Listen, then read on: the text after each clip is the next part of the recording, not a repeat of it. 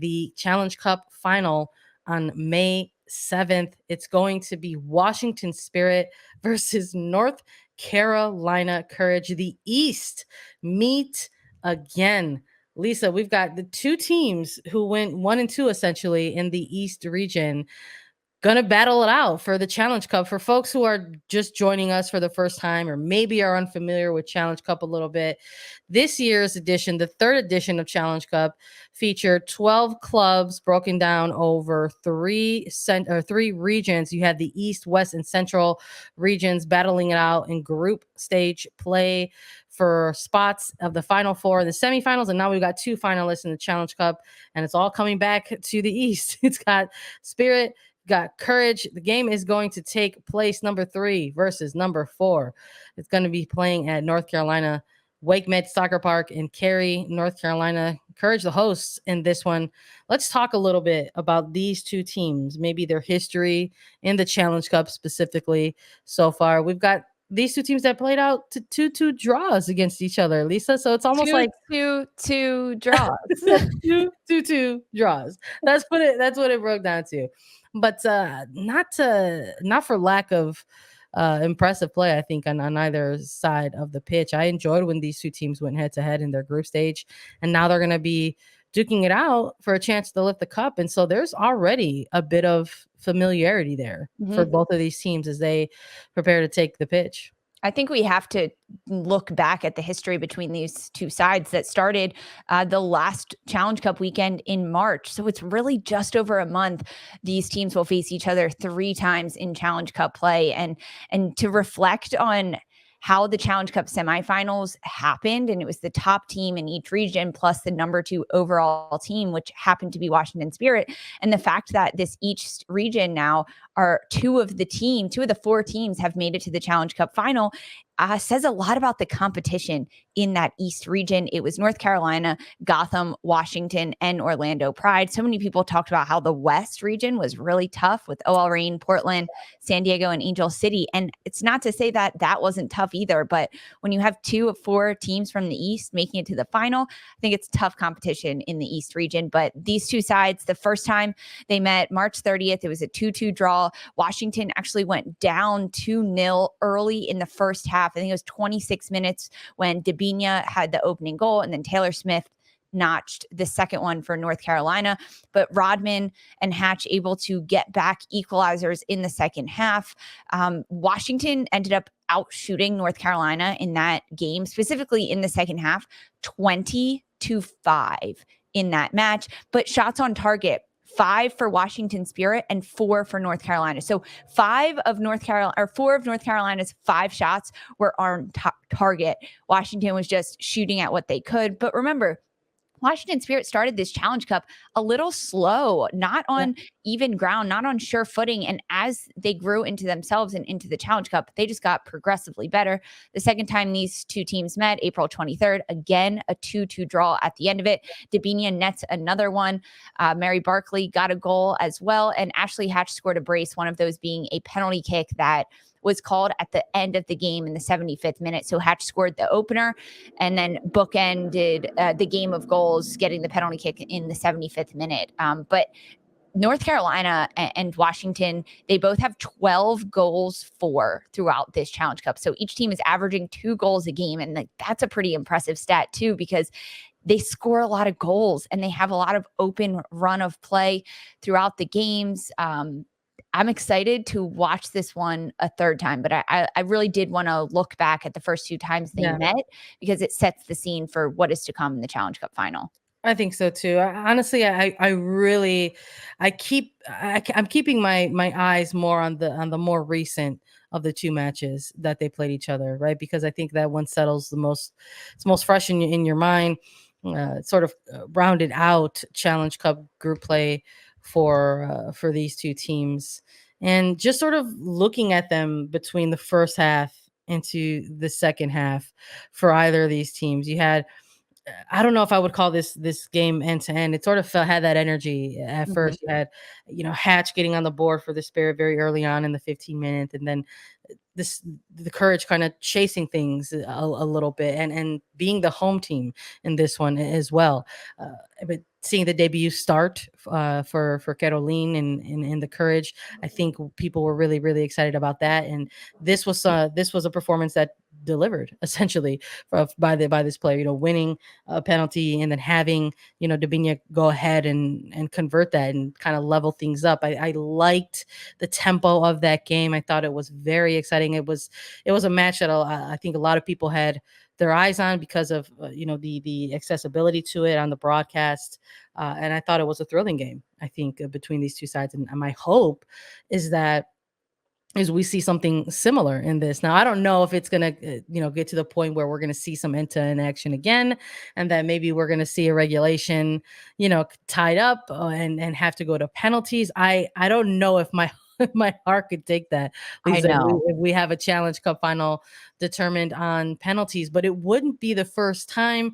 The 2021 Challenge Cup champions, Portland Thorns, they went all the way to penalties against Gotham FC in last year's Challenge Cup, and I'm not too sure. Maybe there's something written between these two teams already. Maybe there's already enough foreshadowing here a little bit to maybe make the assumption that there is a strong possibility that these two teams can go to the fullest extent of high drama on a big stage and go to penalties, just because of these two matches prior having 2-2 score lines and playing out to draws here. And we know with Challenge Cup, you go directly to penalty kicks. There's no extra time there to try to play some things out. It's just end of regulation, you're going to penalties. So I'm a little bit curious as to sort of, how that's going to shake out and what that's going to look like. And I'm also a little bit curious if maybe there's enough footage here or enough familiarity where we might see either team come out and maybe make a tweak or an adjustment here or there. I know in the previews that you and I did leading up to the Challenge Cup semifinals, something that we talked a little bit about was the fact that there was, a regular season overlap with these games, that something like player rotation was going to come into play. It's going to depend on, personnel for both sides of the picture, who is available, what are there certain types of minute restrictions. And I'm not saying that that's completely out the window, because this is the final, and it's just you put everything you have into it no matter what. But I have to imagine there's still going to be perhaps a little bit of that going into this match, because you've got two teams now that are coming off of a ton of games in the span of 7 to 8 or 9 days here. So when we're looking at these two teams, Lisa, in terms of the outcome in this one, we got to talk about making picks. Okay, Yeah. we got to talk about making picks, and we got to talk about I think we should, make our picks, but we should absolutely make arguments for either side here. I think both of them, deserve that in terms of the Challenge Cup that they put on in front of us. So in terms of making a pick for who's coming out on top, who's lifting the cup in this one, who are you picking and why? Sandra, it's so difficult. It's so difficult. Honestly, I think Washington Spirit is going to win, but that's more of a gut feeling I have, because honestly, I could see this one going either way. I have a few other predictions for this match. I know you talked about player rotation, and both of these teams in the Challenge Cup semifinal had to deal with different things. Washington having to go to sudden death penalties, which is a big mental toll. It's exhausting to do that mentally and emotionally. And North Carolina, although they had an early lead and they end up winning 2-1 against Kansas City, they had to play in really tough downpour conditions. So their bodies are still recovering. That's mentally exhausting as well, to be able to play through a torrential downpour. Looking at starting lineups and rotations that way, last match for Washington against OL Reign in the Challenge Cup semifinal, we saw Chris Ward rotate a little bit his midfield, pushing Ashley Sanchez higher up the pitch to be a forward alongside Hatch and Rodman. I don't foresee that happening in this match against North Carolina. I see him putting Sanchez back in the midfield so she can try to disrupt Dabinia and Caroline's play between each other. It's so much about what the opponent is going to do. And with Sean Nahas and his box midfield that North Carolina rolls out, he needs a player like Ashley Sanchez in there to pick off passes, to read the play, and do all of those types of things. At this point, we don't know about Andy Sullivan. I don't foresee her playing, though. I think Kelly O'Hara looked really good. If she can stay healthy, get rest over these next 2 days, we'll see her start for Washington Spirit. And Emily Sonnet in the back line, Sam Staub. They have a lot of good picks defensively. And Aubrey Kingsbury, I bet she's still flying high after that Challenge Cup semifinal win. But I see Sanchez sitting back in the midfield a lot more in this match. Dabinia for North Carolina Courage. She has scored in 5 straight Challenge Cup matches. I bet she gets another one. She's going to go for 6 straight, take her record and up it 1 more. She had a penalty kick that she could have put away the last time these 2 teams faced in the Challenge Cup, and it was saved by Aubrey Kingsbury. I think Dabinia wants another one on Kingsbury. So that's why I believe that Dabinia will get a goal. But ultimately, I have Washington taking this one. It's their 2nd straight championship that they head to as a team, and essentially the same team that they took to the 2021 NWSL Championship that they ended up winning. They now have those rings. They have a tangible reminder of how hard they fought, how much they wanted that win, and how they were able to do it as a whole team unit. I think we're seeing a lot of different diversity in what Washington Spirit can do. It's going to be a really tough task for Ashley Sanchez to be in that midfield and break up the Dabinia Caroline midfield play. And also Ashley Hatch.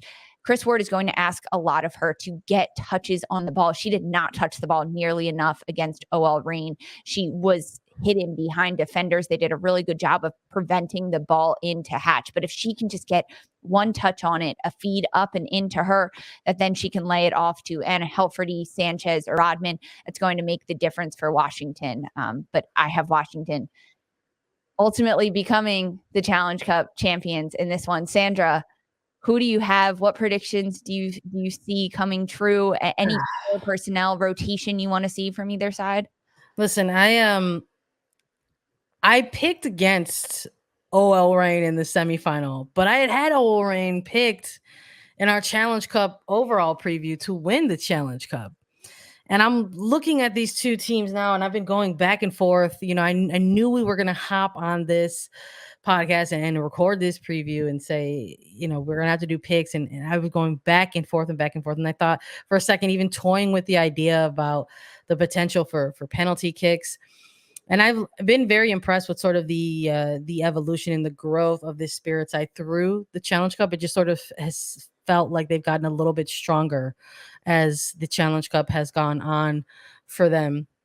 And I think that they're going to maybe come out in this game with a little bit of a chip on their shoulder because of how they advanced to this Challenge Cup. There was some controversy, quite frankly, towards the end of that semifinal against the Reign with the no call, the handball going to penalty kicks, and then not just penalty kicks, but sudden death penalty kicks. It was high drama for sure.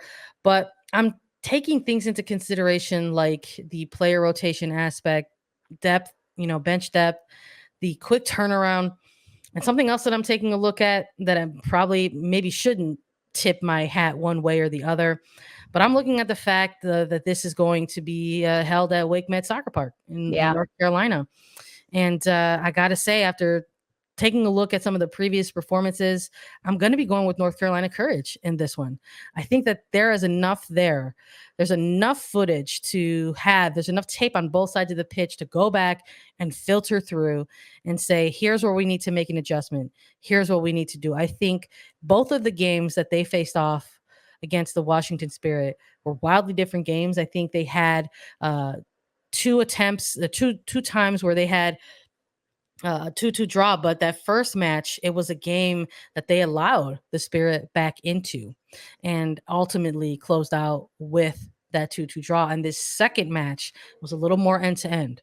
We saw a little bit different action happening between these 2 sides. And that second match in particular, it was one of those games in which the Courage sort of found themselves having to kind of grind out a result. And I'm not too sure if we had a match from the Courage side during their Challenge Cup group play where they kind of showed a little bit of that gritty grinder mentality where sometimes you have to just sort of get a little bit just sort of slog it out, even if it is just to walk away with a result. Now, in terms of the depth, in terms of the bench on these teams, we're recording this preview and we don't have availability reports at this time. They're not, in the inboxes for us to sort of see who is or who is not available. But I'm also looking at that as well in terms of going from the semifinal to now this final. We saw Washington Spirit side with some questionable things there, and the Courage side also,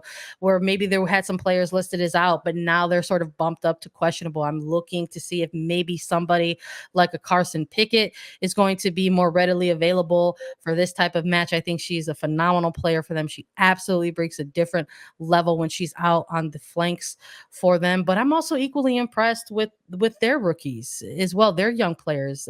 We're talking about a Diana Ordonez who gave them that go-ahead goal in the semifinal, getting tasked with the start in this one. But you mentioned as well, Leah Berkeley going and getting a goal in this previous match between the two teams in their East group play.